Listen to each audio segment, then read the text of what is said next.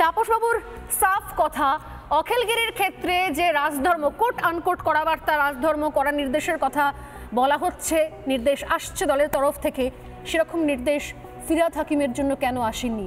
সেরকম নির্দেশ হুমায়ুন কবিরের জন্য কেন আসেনি? আমি প্রশ্ন নিয়ে চলে যাব বিমল শঙ্করনাথ এবং শাবনাম দিয়ে আমাদের সঙ্গে রয়েছেন। বিমলদা, কি বলবেন? না, এই যে হঠাৎ করে বিবেক জেগে ওঠে, হঠাৎ করে বিবেকগুলো গরমেও শীত ঘুমে চলে যায়, তখনই সন্দেহ হয় যে হঠাৎ হলোটা কি। আসলে অখিলগিরি সম্পর্কে মমতা বন্দ্যোপাধ্যায়ের তৃণমূল নেত্রীর মোহভঙ্গ হয়েছে। মোহভঙ্গটা কেন?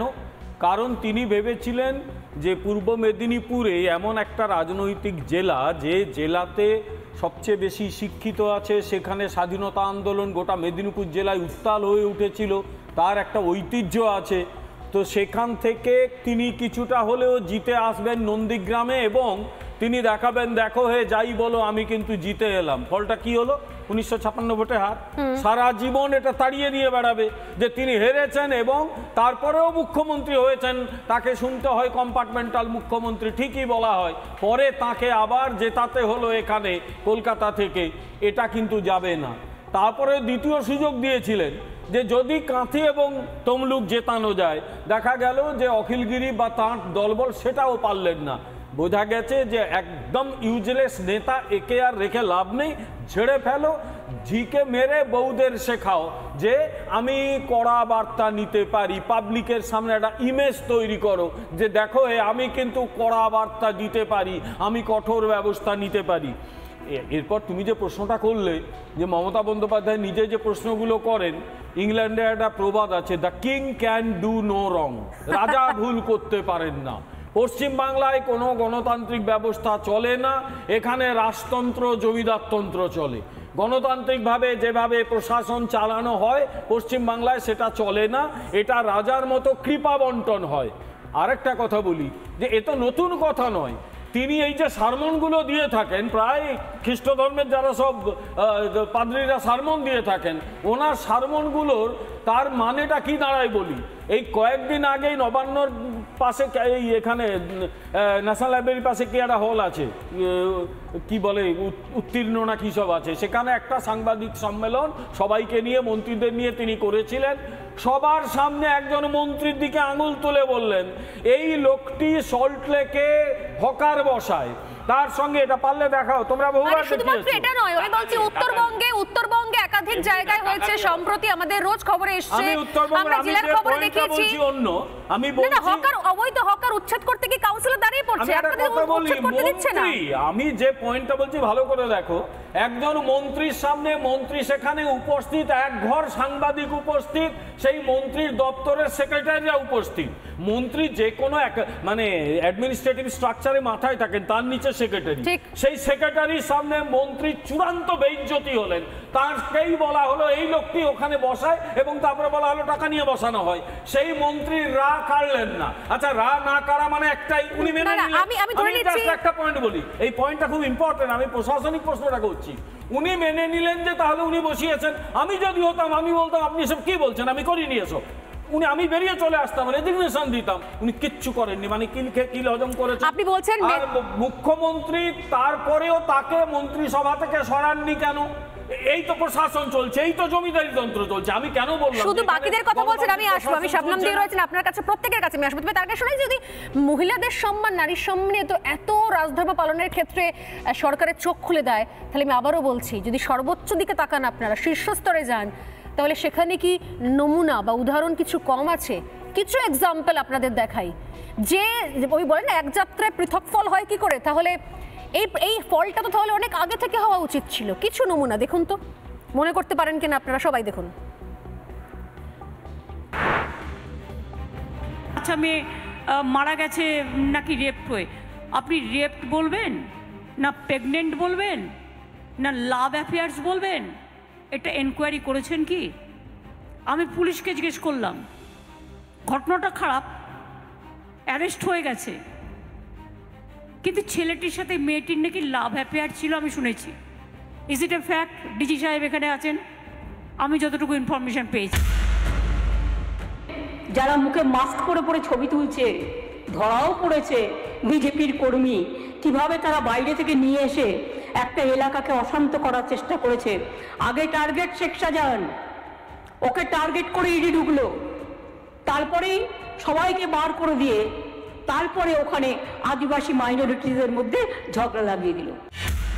संदेश संदेश करके वो भी उसको बनाना है, प्लान करके बनाया, लेकिन जो भी बनाया, जिसको भी जो कंप्लेन था, एक भी मर्डर भी नहीं हुआ, जो भी हुआ मैंने उसको सब वापस दे दिया।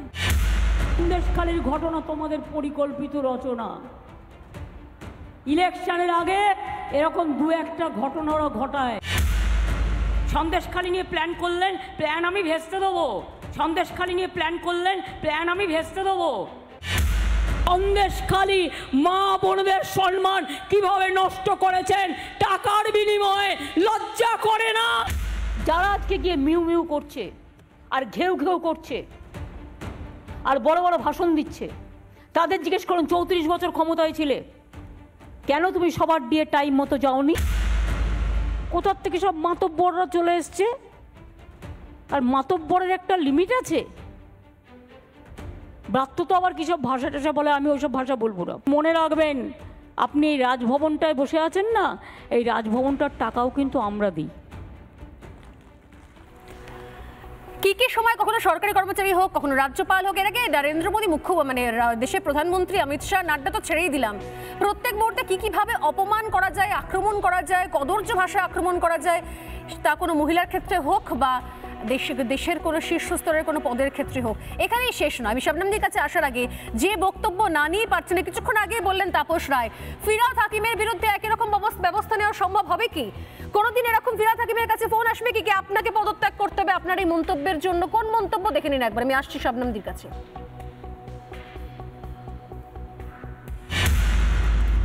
আমরা জন্মগতভাবে ইসলাম নিয়ে জন্মেছি এবং ইসলাম নিয়ে জন্মার মানে আমাদের রসুল আমাদের জান্নাতের পথ সুদৃঢ় করে দিয়েছে। যদি বড় কোনো অন্যায় না করি তাহলে ইসলাম নিয়ে জন্মানো মানে জান্নাতে পৌঁছে যাওয়া। যাদের সেই আল্লাহ সেই রহমত যাদের দেননি, তারা যদি তেলাওয়াত এবং কোরআন শরীফের মানে যদি বুঝতে পারেন এবং একজনকেও যদি আমরা ঈমান দিতে পারি, তাহলে আমাদের জান্নাতের পথ একেবারে সুদৃঢ় হয়ে যাবে। আমরা নিজেরা মুসলিম ঘরে জন্মেছি, মুসলমান ঘরে বড় হয়েছি, আমাদের নামাজ আদব কায়দা সব আমাদের বেশিরভাগই মানুষের জানা।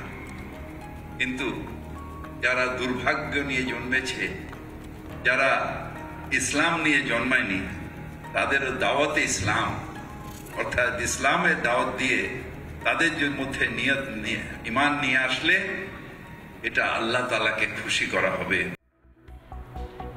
শবনমদি আমাদের সঙ্গে রয়েছে। শবনমদি, মনে হয় ফিরহাদ হাকিমের বিরুদ্ধে একই রকম তাহলে পদক্ষেপ নেওয়া উচিত ছিল? রাজধর্ম সব ক্ষেত্রে দেখতে পাওয়া যায় না। শবনমদি, আজকে যে বিষয় আলোচনা সেটা হচ্ছে অখিলগিরি। সেখানে শুধু বিজেপিকে জানতে হবে। সজলদা, আমি কিন্তু ডিস্টার্ব করিনি। সজলদা, আমরা বলতে দিন না, দৌড়াতে হবে না। বলে নিক। না আপনি বলছেন যে শুধু অখিলগিরি মানে সরকারের রাজধর্মটা টপিক নয়। না শবনমদি, আপনি বলবেন। আমি কিন্তু একদম শুধু শবনমদির অডিও রাখো। শবনমদি যেটা বলি সেটা আপনি রেঞ্জারের মতো না। আমি যেটা বলছি সেটা হচ্ছে আপনি আচরণ ধর্ম, আপনি আচরণ ধর্ম পরের শিক্ষা। শুভেন্দু অধিকারী যখন বীর হাসদাকে বলেছিলেন যে কালো ওবিসি এসটিসি, তখন কিন্তু আপনারা কখনো পদত্যাগ করায়নি। এবার যখন দিলীপ ঘোষ মুখ্যমন্ত্রীকে বলেছে পায়ের তলায় রাখবো বলেছিলেন আপনারা, আমি বলছি যে আর্কাইভটা চালাতে দেখানো যাবে, পায়ের তলায় রাখবে বীর হাসদাকে বলেছিলেন। এবার দিলীপ ঘোষ বলেছিলেন মুখ্যমন্ত্রীকে মহিলাকে যে কালীঘাটকে পোড়াও, সেটাও বলেছিলেন। কিন্তু বিজেপি কোনো বিরোধী কঠোর শুভেন্দু অধিকারী মন্তব্যের জন্য নিঃসন্দেহে প্রশ্নের জায়গা থাকে যে শুভেন্দু অধিকারী মন্তব্যের জন্য কি ব্যবস্থা নিয়েছে বিজেপি? আপনি আমাকে বলুন যে রাজধর্ম যদি অখিলগিরির ক্ষেত্রে হয় তাহলে ফিরহাদের ক্ষেত্রে কি হবে? মাননীয় মুখ্যমন্ত্রী আজকে কঠোর পদক্ষেপ নিয়েছেন এবং সেখানে সুব্রত বক্সী আমাদের সভাপতি, রাজ্য সভাপতি, তাকে তিনি কমিউনিকেট নড়বড়ে অখিলগিরির বিরুদ্ধে ব্যবস্থা নিয়েছে। নড়বড়ে আপনাদের প্লট সাজাবেন না, প্লট মানে নড়বড়ে ছাড়া কি জিততে পারে না, কিছু করতে পারে না, তাহলে কি করবে? তাহলে আমি যখন বলছি বলতে দেবেন না। না না বলিনি raise the voice. না না I can also raise the voice. স্বপ্নম দি না না স্বপ্নম দি আমরা একটা প্রশ্ন শুনুন না, এই বাকি আমি স্বপ্নম দি শুধু ওয়ান টু ওয়ান কথা বলি, কয়েকটা প্রশ্ন। স্বপ্নম দি প্রথম প্রশ্ন, আজকে অখিলগিরির সারনেম অখিলগিরি না হয়ে অখিল হাকিম, অখিল কবির, অখিল রহমান যদি হতো তাহলে একই রকমের পদক্ষেপ নিতেন মমতা বন্দ্যোপাধ্যায়? সুব্রত বক্সীর দম থাকতো ফোন করে বলা পদত্যাগ করো? অখিলগিরির কথাই বলবো, যখন হাকিম কি কবির কি সব হবে তখন বলবো। আজকে এই বিষয়টা হচ্ছে সেই বিষয়ের উপর টু দি পয়েন্ট। তাহলে আপনি মনে করেন যে সব বিষয় না না এক সেকেন্ড আনতে হবে, টাইমার চলছে, তাহলে আপনি মনে করেন স্বপ্নম দি, তাহলে আপনি মনে করেন যে দ্রৌপদী মুর্মু অনেক কিছু রাষ্ট্রপতিকে অপমানটা কম ছিল? আরে সোজা প্রশ্ন উত্তর দিন না, রাষ্ট্রপতিকে অপমানটা কম ছিল? আমি বিবেকবান চাই, বিত্তবান চাই না, সেখানে উদাহরণ আজকে উনি বিবেকবান হয়েছেন। না না না স্বপ্নম দি এক সেকেন্ড স্বপ্নম দি, রাষ্ট্রপতিকে অপমানটা কম ছিল? পদত্যাগ পাঠিয়েছে কালকে। আরে দিদি রাষ্ট্রপতিকে অপমান করেছিলেন মনে আছে আপনার? রাষ্ট্রপতির চেহারা গায়ের রং নিয়ে বলেছিলেন মনে আছে আপনার? সেটা কি কম হয়ে গেছিল? এখন বেশি হলো অপমানটা? বলেছিল বিরাজদাকেও বলেছিল কি আজকে তো অখিলগিরি বলছেন, আমার বিরাজ দাঁড়াচ্ছেন, আপনি তো অখিলগিরি বলছিলেন। অখিলগিরি আজকে টু দি পয়েন্ট উত্তর দিলাম না, রাষ্ট্রপতিকে অপমানটা কম ছিল সেদিনকে। বিজেপি পদক্ষেপ নেয়নি, আসতে পারি টু দি পয়েন্ট বলেন বিজেপি কি পদক্ষেপ নিয়েছে বুঝনের ব্যাপারে? কার ব্যাপারে বুঝন? আরে আপনি তো এক্ষুনি টু দি পয়েন্ট কথা বলছিলেন, অখিলগিরি বুঝন কোথা দিয়ে এলো? ঠিক আছে ঠিক আছে সেইখানে আমি একদম সবার কাছে আসছে 10 সেকেন্ড করে। কৌশিক অধিকারী আমাদের সঙ্গে রয়েছেন। কৌশিক অধিকারীর কাছে যাওয়ার আগে খুব সংক্ষেপে একবার আসবো।